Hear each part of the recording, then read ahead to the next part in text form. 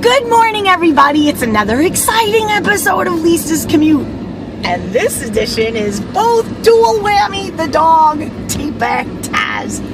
Taz has a lot to say. What's up, Taz? Ah, my little sweetie bee. And the Gent. Hi. And today we're talking about motivation. Man motivation. Ladies, you know how many times, like, you're trying to get your guy to do something? Like, do something. What's something? Oh my God, it could be anything. It could be like the honey-do list?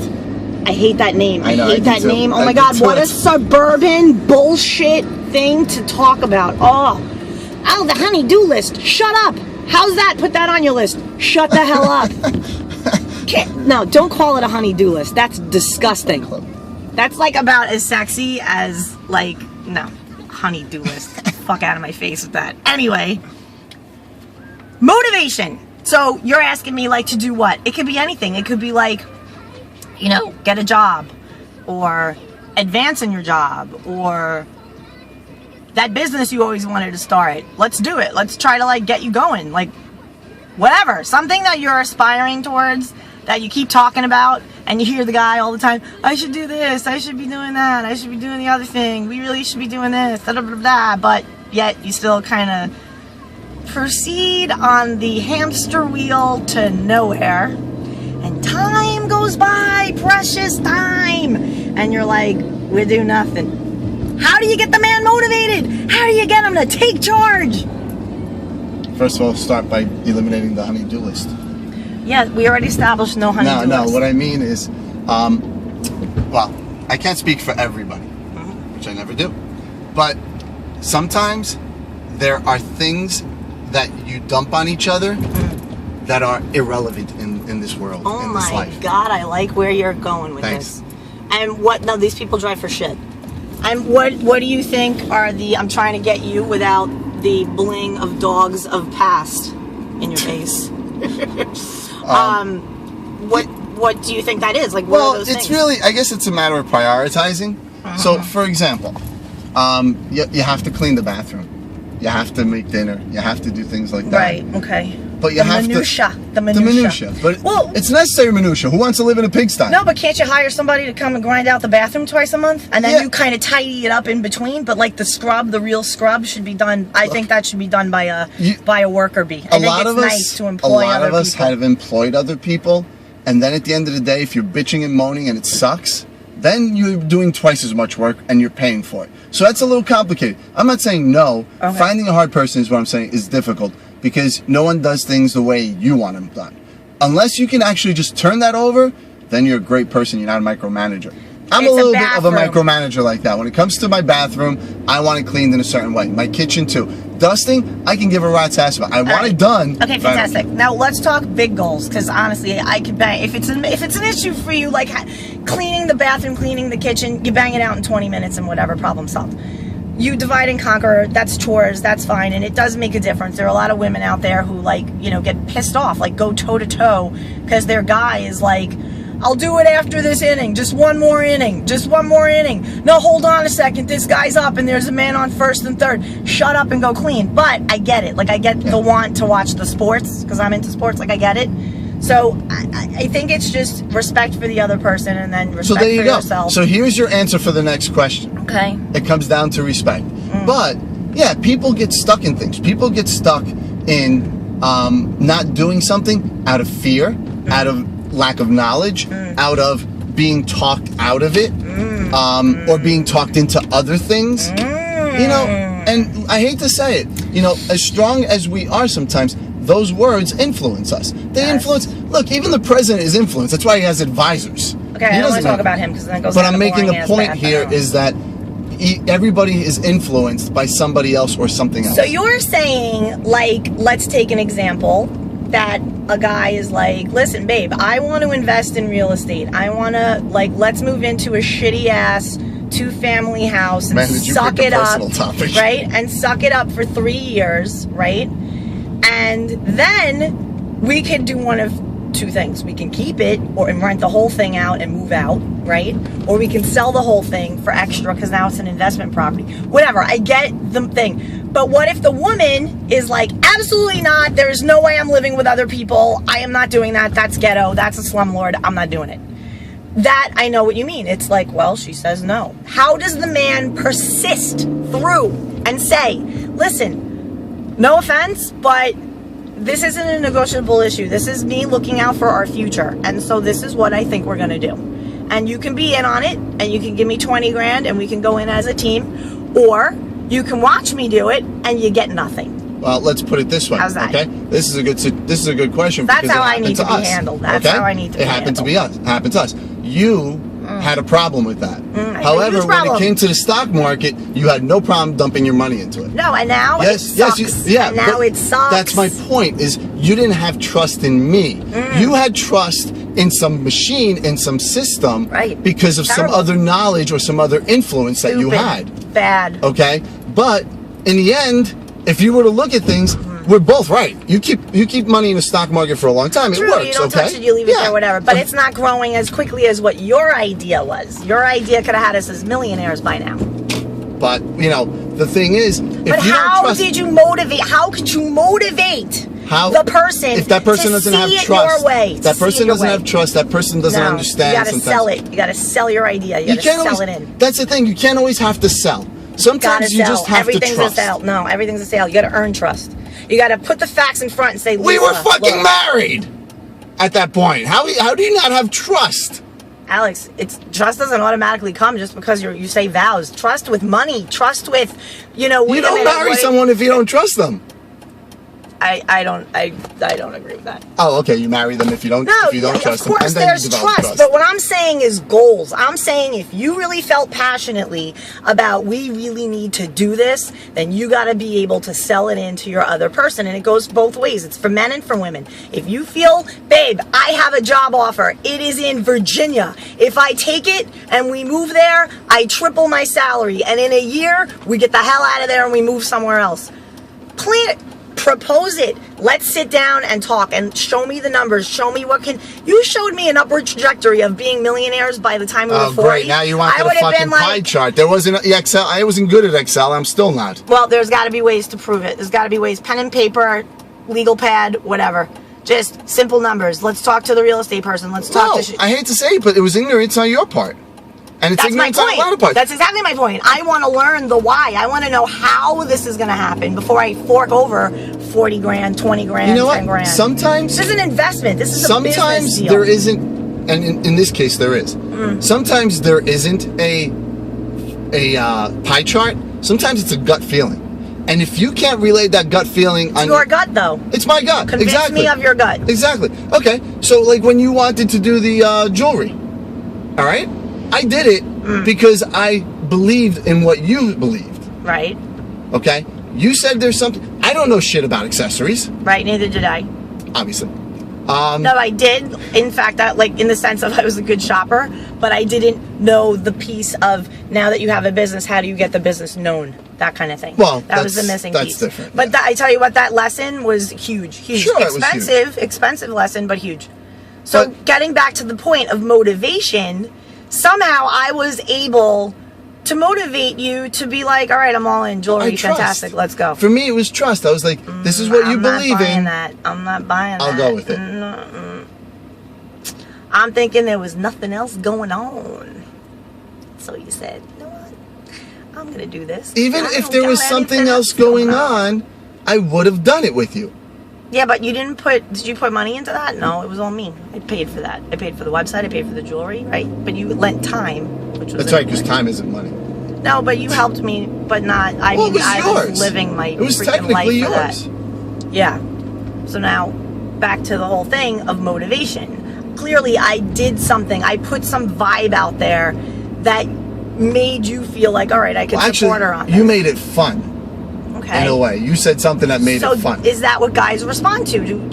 Should the advice to the women out there be like, try to make it fun, try to make their purpose in the project fun and appealing to them? Is fun a big thing to guys? Well, no, I mean, for motivation. You're talking to somebody who has a hard time enough with motivation. So I will tell you this: If you nag, it's the worst fucking thing you can. All right, do. then let's hit that, because a lot of women get accused of being the nag. Well, they're not accused, they are. How do you figure they are nags? If I have to ask for something more than twice, it's gonna be, babe, can you do me a favor? Love it. Can you do me this favor, please? If it's not done, the next time is, all right, seriously? Like, what are you, 5? And I think that's the piece that gets the nag, is men don't respect their woman enough to do shit the first time it's asked for. Well, you see, for me, it's one of those things.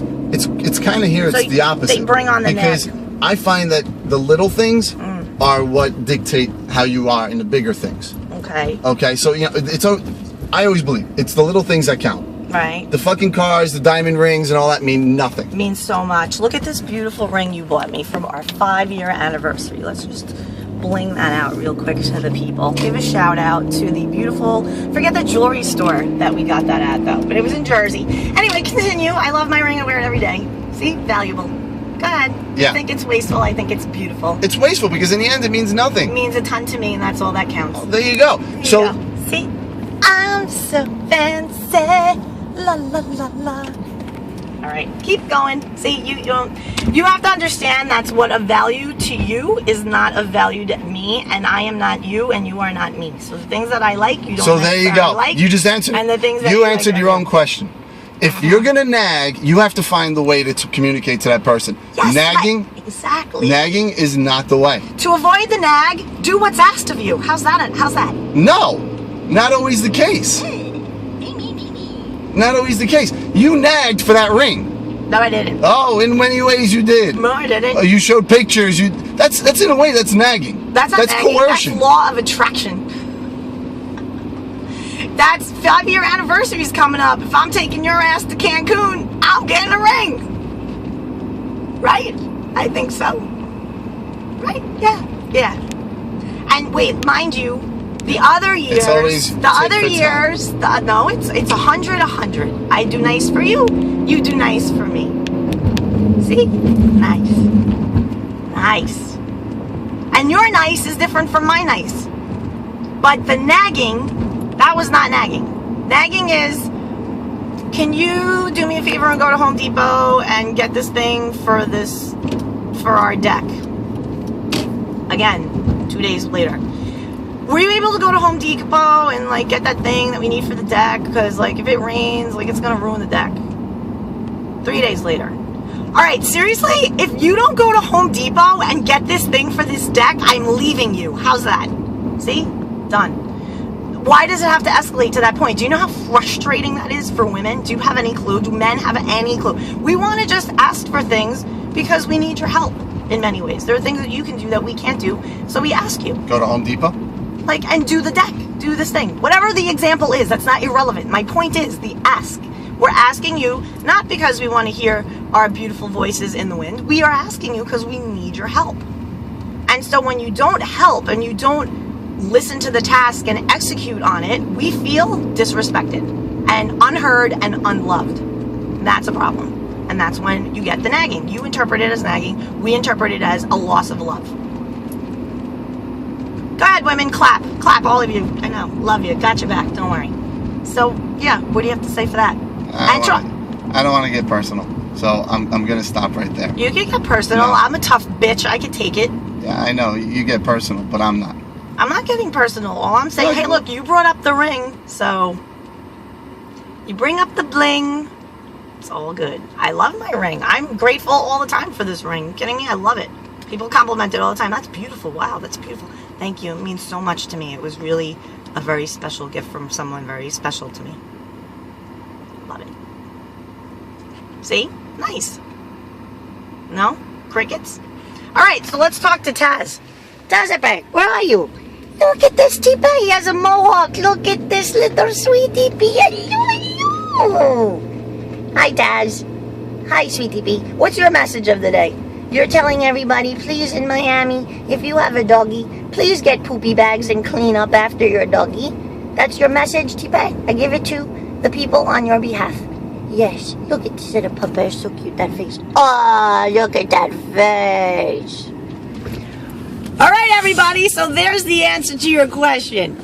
Ladies, you will always have to nag. There's no way around it. Unless your man is listening to you and executes on the task that is requested, you're gonna have to nag. It's just the way it is. Evidently. And what else did we learn? Men do not like buying you shit. They resent you for it. So you're better off earning and buying your own. What else? Maybe if you can sit on your ass the whole fucking time on the sofa doing absolutely nothing. Yes, maybe because if we lived in a different place. Oh, now it's the place that we lived in. I'm sorry, you just, I don't want to it's a different location. You would have just sat on your ass. Really? Do I sit You on watch TV. Really? Do I watch TV and sit on my ass in Miami? No. I don't know what the fuck you do in Miami. No, well, I don't do that. Yeah, you do. No, I really don't. Okay. No, I don't. I don't sit on my ass and watch TV. I work. I go to the gym. I have a whole different life than I had in Jersey. You know why? Because I was freezing. And we hibernated, and there was nothing to do, and you commuted to the city every day for 2 hours, and it was miserable, and I wanted to live where it was warm, and now I do. And so now I ride my bike to the beach, and I go to the beach all the time on the weekends. It's like I live a life of vacation, and I work, and I go to the gym, and I do things that better myself, and I feel better, and when you feel better, you do better. See? Jersey, not doing better. Misery. No motivation. Hard to motivate somebody else when you're not motivated because you're freezing and all you want to do is watch the Jets lose football again on a Sunday afternoon because it's 32 degrees outside. So there you go. Point being, as a couple, you need to have a purpose and you need to meet frequently and you need to have conversations so that you check in and you say, all right, here's the deal. You don't like living here. We need to figure out what we're going to do next. And then you make a plan and you stick to it. Then you're on a team and you're pushing forward and you have goals and you have purpose and you have things going on together. Nobody's nagging anybody. Says the 43-year-old who at 33 had no idea about this either. No idea, no clue. No idea, it's sad. But it's funny because you make it sound like it's all on me. No, it's not. It's on each other. I said before that it was stupid, the real estate thing. Like, that was genius, but the ability to convince and sell your idea to your spouse and sit them down and be like, listen, here's why I want to do this. I'm not doing this because I want to gamble and risk all our money. I'm doing this because I see it in the future. It's going to be great. And here's why. Because if we do this and we put in this and we stay there for 3 years and you map it out and you show it and and I'd be like, oh my God, are you kidding me? Like, let's do it. Perfect. I'm a smart girl. Just present it. It's not, here's what we're doing because I say so. I have a gut feeling. You gotta prove your case and make the person like, yeah, I can get down with giving you 25 grand for this. This is a good investment. See? But I agree. I always say, like, wow, like I look back and I'm like, wow, we should have done this, should have done that, should have done the other. But the shoulda, coulda, woulda does me no good here, sitting in this car today. So I ask, what do we do now? With the sun shining on my face. Because it's so nice in Miami. Oh my God. You love to hear yourself talk. I do. I do. Maybe that's the thing. What, the nagging? Oh, it's just the constant talk. It's that constant chatter, that constant, I gotta hear myself to the point where the guys are hearing all this fucking clutter that they want to shoot not just themselves, but then everybody in front of them. Like a mass killing? So you think that women are responsible for mass killings? Possibly. All the voices in men's heads. Yeah. Well, you know, I mean, it's I guess, effective communication is what's important, I think. Because, yeah, I mean, I'm just saying shit because we're doing this show, but, you know, for real, when you're sitting down and you're, like, hashing it out, there has to be effective communication on both parts. It can't be one person or the other. It's got to be both. And the crickets. What crickets? If I'm not disagreeing with you, then I'm agreeing. I know, it's not, no. Nobody knows that but you. Nobody knows but you what's going on in the head. Crystal ball, 8 ball, 8 ball. Is Alex agreeing with me? It is decidedly so. 8 ball. When in doubt, ask the 8 ball. 8 ball doesn't lie. All right, so we probably gave you no advice whatsoever, but we gave you some insights on what it's like to be kind of sort of part of a couple that doesn't know what they're doing. So hopefully you guys can have some answers for us. So feel free to comment below on this YouTube video with any insights and advice that you have for me. Thank you and have a wonderful, prosperous day.